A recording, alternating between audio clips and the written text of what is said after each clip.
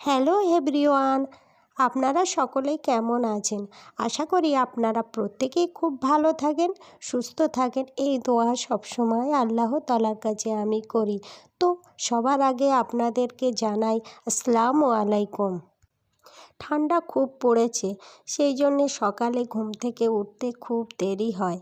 প্রায় 8টা নাগাদ বেজে যায় আমার প্রত্যেক দিন।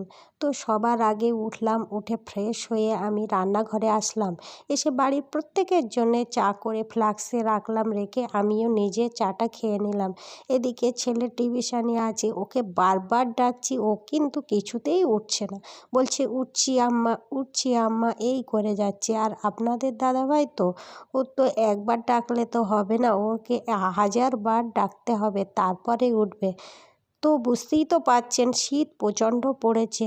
আর আপনাদের দাদাভাই বা ছেলে কেন, আমারও তো কম্বল লেপের ভিতর থেকে বেরোতে খুব কষ্ট হয়, কিন্তু কিছুই করার নেই। আমাদের মেয়েদের ক্ষেত্রে তো সকাল সকাল তো সবার আগেই উঠতে হবে, প্রত্যেকের মুখে তো খাবার আগিয়ে দেওয়ার জন্যেই তো আমাদের সকালে উঠে তাদের জন্যে নাস্তা বানাতে হবে।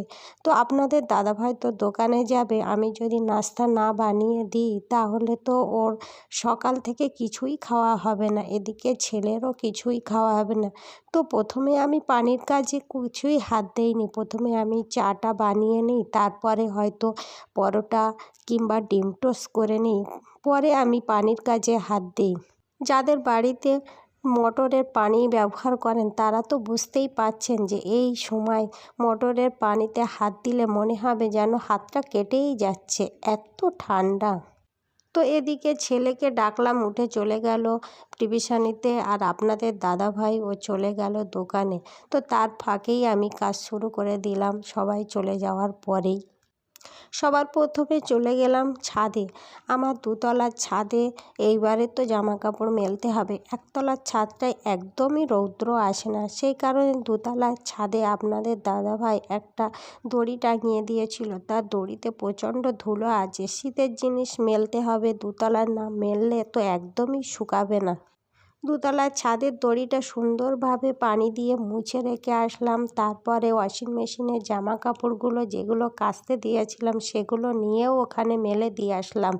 তো তারপরে আমি নিচেই চলে আসলাম, এসে শীতের সবজি তো এত ভালো লাগে না, শীতের ভ্যারাইটিস সবজি আপনাদের দাদাভাই নিয়ে আসলো, সেগুলো কুটে বেছে নিলাম অফ ক্যামেরাতেই, আপনাদেরকে দেখালাম না আর।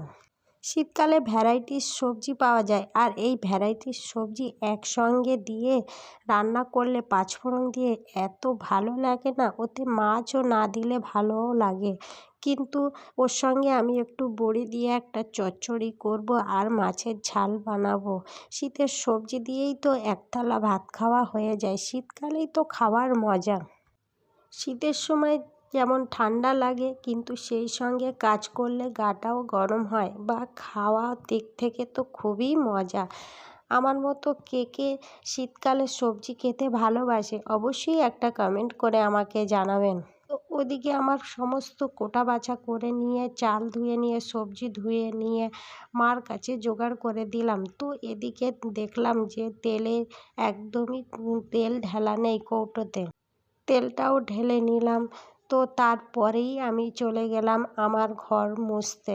রৌদ্র বাড়লেই আমি তখন ঘরটা মুছে নেই, ঘর মুছে নিয়ে আমরা খাওয়া দাওয়া করে বিশ্রাম নিলাম।